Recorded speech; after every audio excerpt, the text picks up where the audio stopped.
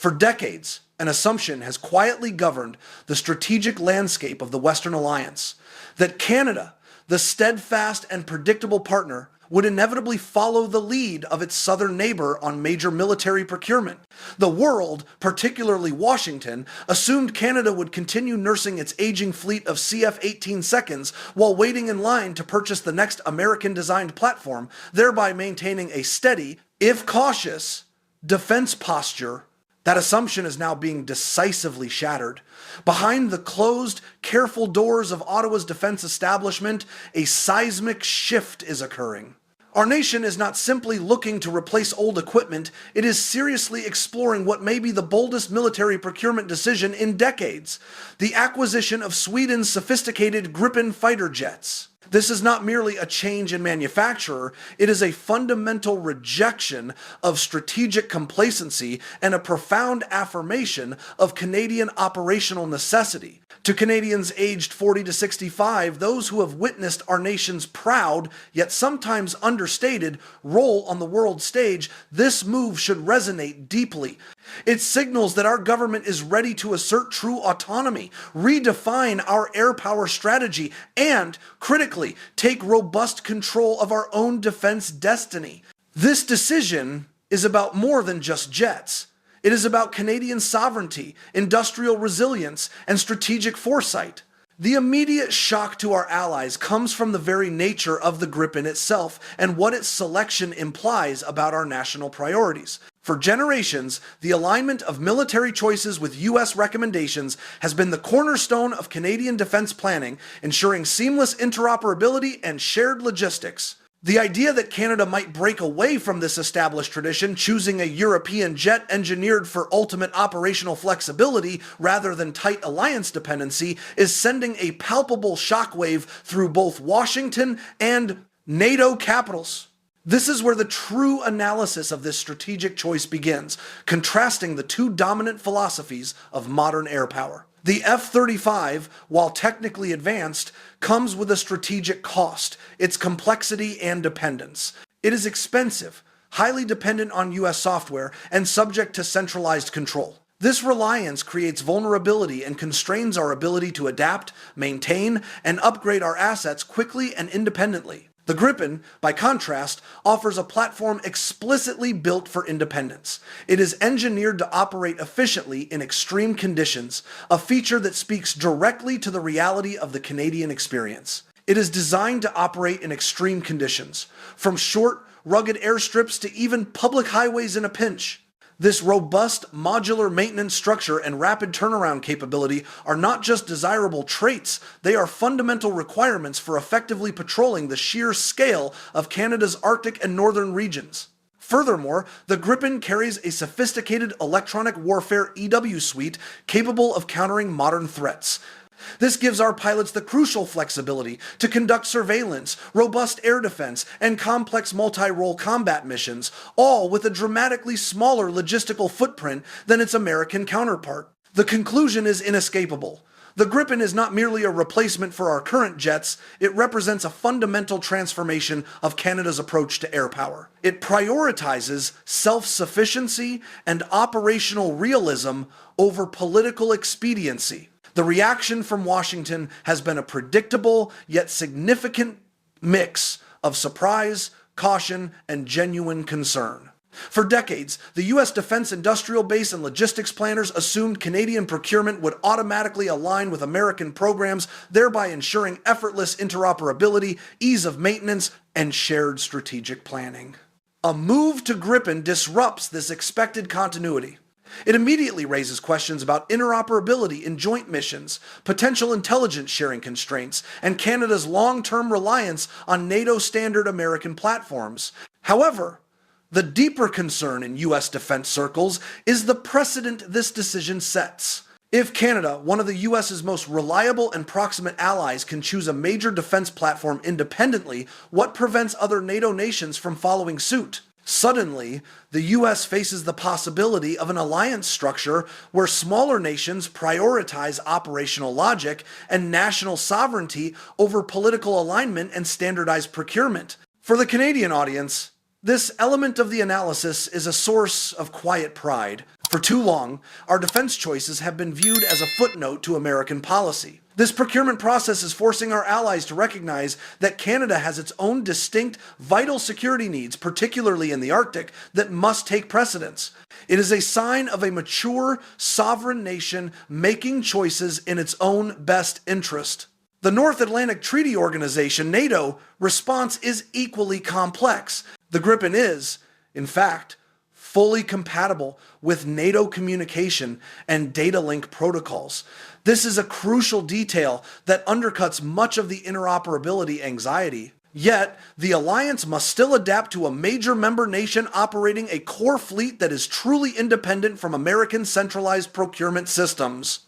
This means that exercises, air policing, and joint defense planning will now require deliberate adjustments to accommodate Canada's specific capabilities and operational doctrine, which will be rooted in high dispersal and self-sufficiency.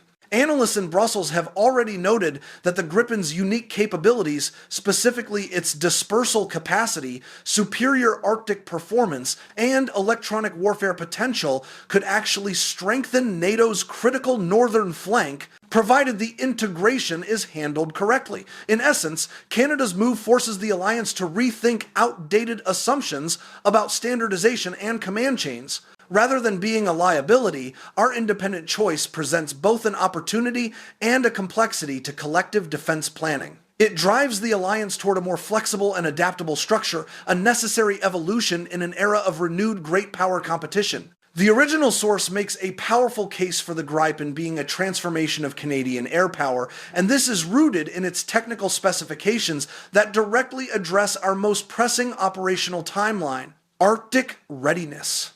The current CF-18 seconds, while historically reliable, are nearing the end of their viable lifespan.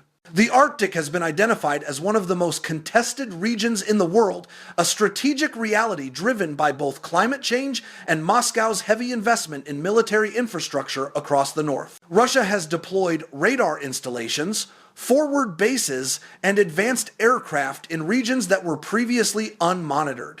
Our aging CF-18 seconds can technically patrol these regions, but they critically lack the endurance, range, and operational flexibility required in extreme cold. Every hour a jet is grounded for complex maintenance is an hour of lost sovereignty over a vast, crucial territory. This is where the Gripen's design philosophy, built for efficiency and rapid deployment, becomes a strategic imperative for Canada. Its ability to operate from short, improvised airstrips, maintain high sortie rates in freezing temperatures, and utilize advanced sensors offers a formidable tool for enforcing Arctic sovereignty immediately. Russian military planners are now forced to consider a new reality.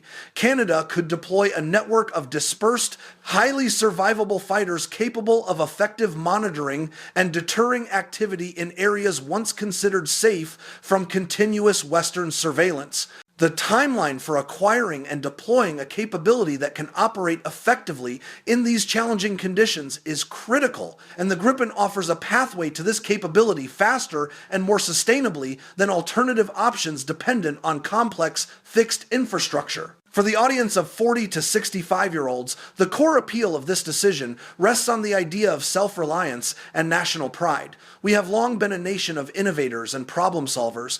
The Gripen aligns with that spirit by promising not just a military asset, but a strategic industrial investment. The next part of this analysis will delve deeply into the profound industrial and economic implications within Canada, specifically how Saab's offer of extensive technology transfer, local assembly, and co-development opportunities will revitalize our aerospace sector. We will explore how this deal creates thousands of high-tech jobs, transforming a military acquisition into a genuine engine for domestic economic growth and technological sovereignty. This is a moment to recognize that Canada is not just a participant in global defense. We are an independent actor making choices that strategically benefit our people, our economy, and our territorial integrity.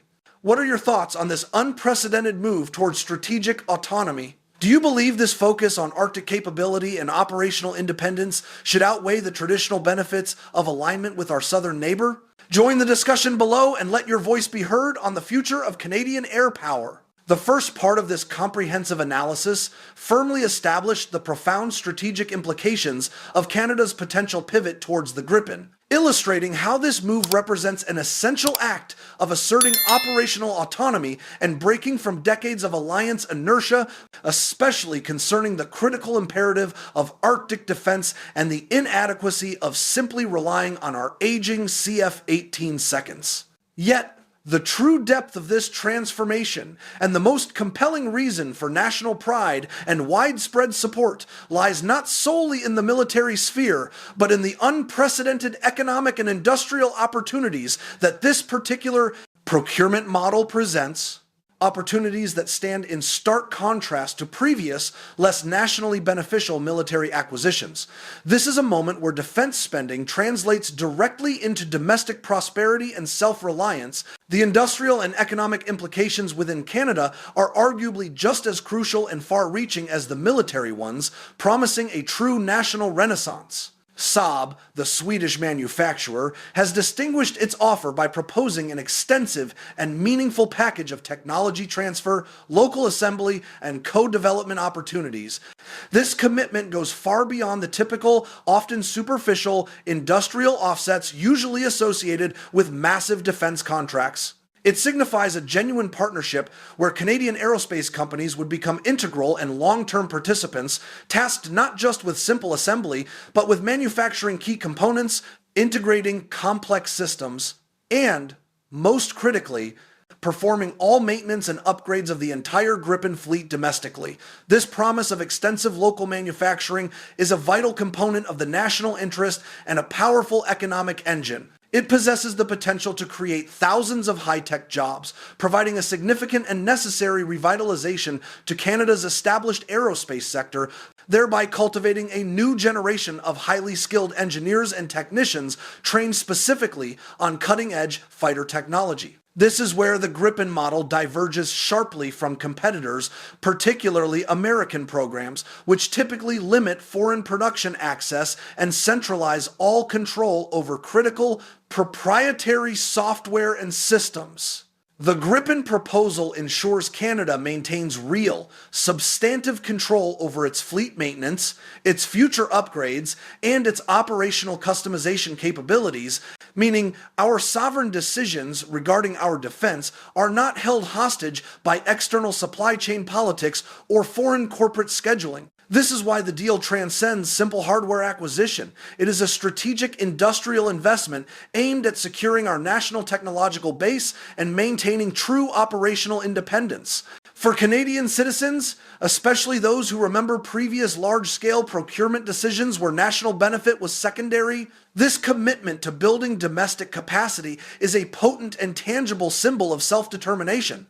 The deal becomes more than a simple military acquisition. It transforms into a national project designed to secure our skies and simultaneously strengthen our domestic technological base, ensuring that Canadian defense dollars flow back into Canadian communities. This level of self-control ensures that Canada can manage its own fleet life cycle costs efficiently and maintain continuous operational readiness without being solely dependent on external, non-Canadian supply chains for every vital spare part or critical software patch. Operationally, the Gripen offers Canada unparalleled flexibility, a feature absolutely essential for a nation defined by its immense and geographically varied territory. It is meticulously designed to disperse quickly, requiring minimal infrastructure for takeoff and landing, and to return to combat readiness in a record amount of time, a critical capability for NORAD missions which require patrolling immense distances across the North American landmass. Its Advanced Electronic Warfare (EW) suite is a game changer, allowing our pilots to effectively detect, jam, and evade sophisticated modern threats that would easily overwhelm the older technology aboard our existing aircraft, thereby significantly enhancing pilot survivability and mission success rates. The sophisticated sensor fusion technology integrated into the cockpit provides pilots with an unprecedented level of situational awareness, enabling them to confidently dominate both routine, long-duration Arctic patrol missions and complex, high-intensity NATO exercises in congested airspace.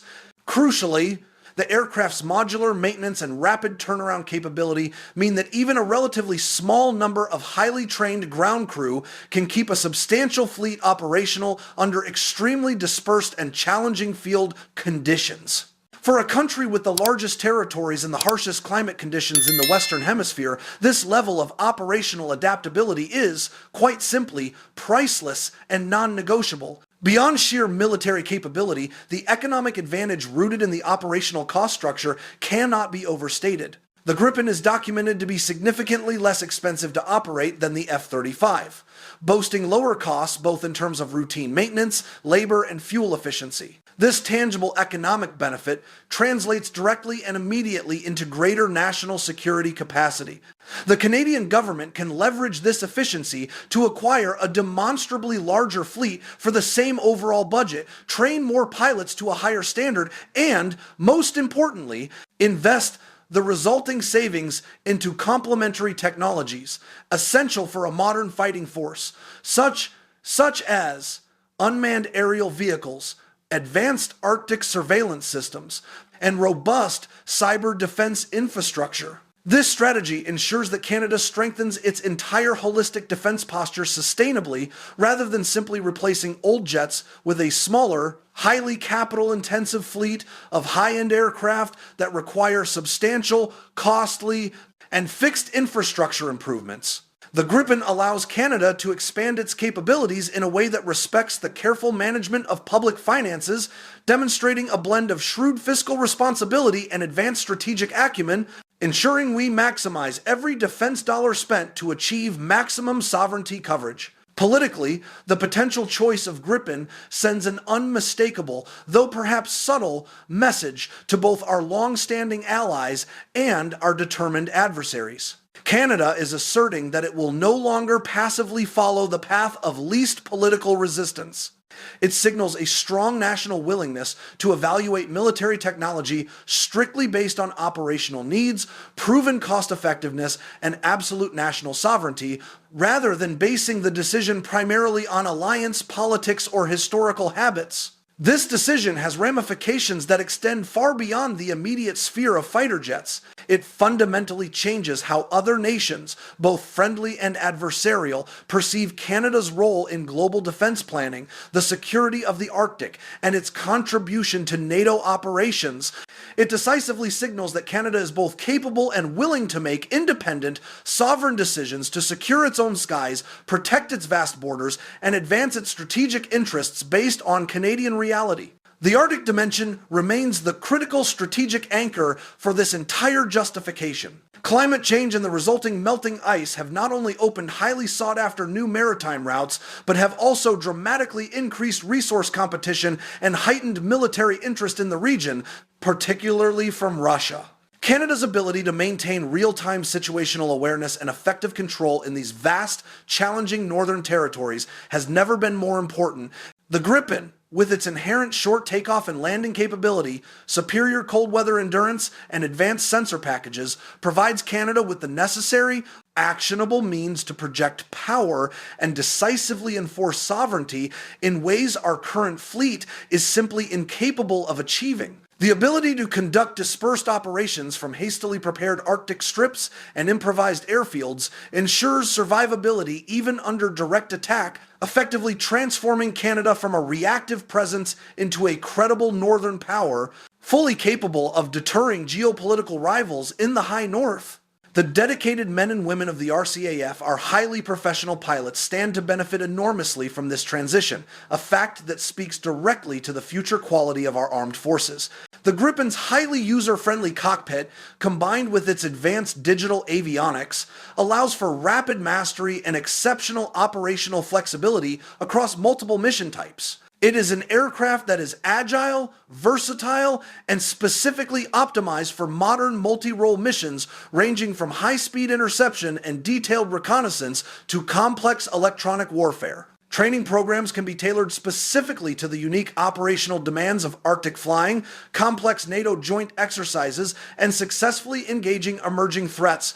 Canadian aviators would gain invaluable experience on a modern, highly capable platform, easily able to match or outmaneuver many contemporary 4.5 generation fighters while maintaining the ability to operate independently of foreign-controlled systems. This fundamentally enhances both the professional development and the operational independence of the entire Royal Canadian Air Force. The global strategic implications of this decision extend well beyond Canada's immediate vicinity. Should Canada successfully integrate the Gripen into its fleet, it will inevitably serve as an inspiring precedent for other medium-sized nations globally, encouraging them to seek greater independence from the dominance of major defense contractors, prioritize high operational flexibility, and adopt aircraft solutions that are optimally suited to their unique national geographic and strategic requirements. Sweden's Gripen, through Canada's choice, will suddenly become a globally recognized symbol of sovereignty,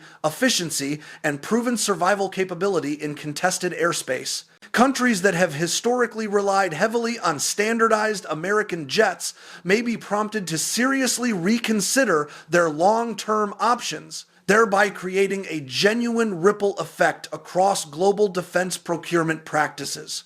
This demonstrates Canada's quiet yet effective leadership in championing a new, sustainable model of defense procurement that champions sovereign national interest over comfortable standardization.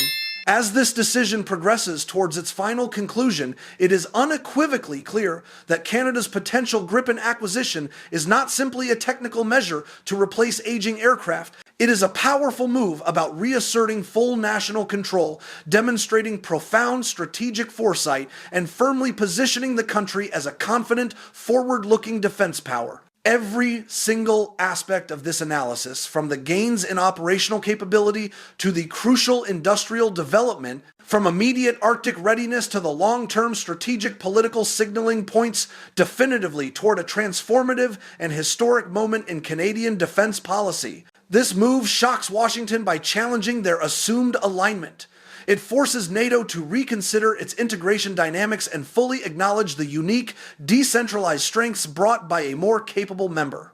And perhaps most importantly for our security, it pressures Moscow to fundamentally rethink its northern strategy in the face of a newly agile, determined, and technologically advanced northern neighbor. In conclusion, Canada breaking its traditional strategic silence with a decisive move toward Gripen is about much more than just a procurement of jets. It is a defining statement of independence, foresight, and tangible strategic capability.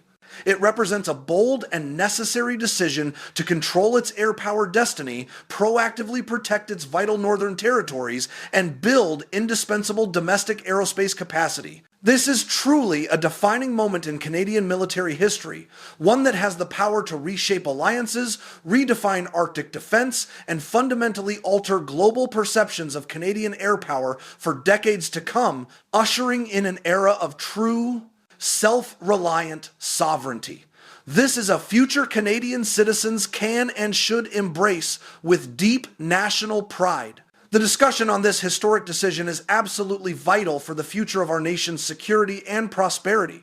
What aspect of the Gripen acquisition, the guaranteed industrial jobs, the ability to enforce Arctic deterrence, or the strategic independence from external control do you believe is the single most important factor for Canada's long-term security? Share your perspective and help shape the national conversation on our country's defense future in the comments below. This historic analysis on Canada's path to true air sovereignty through the Gripen decision is meant to spark a vital national conversation. If you found this deep dive into industrial independence, Arctic capability, and strategic autonomy insightful, please take a moment to like this video and subscribe to the channel for more documentary-style military and geopolitical analysis. We bring you the stories behind the machines and the decisions shaping our future. Before you go, we genuinely want to hear your voice on this defining moment. What single factor, the economic boost from domestic assembly, the cost efficiency that frees up funds for other defense needs, or the ability to finally dominate the Arctic with minimal infrastructure makes you the proudest of this bold Canadian choice? Thank you for watching, and may you enjoy the prosperity that comes with true national foresight.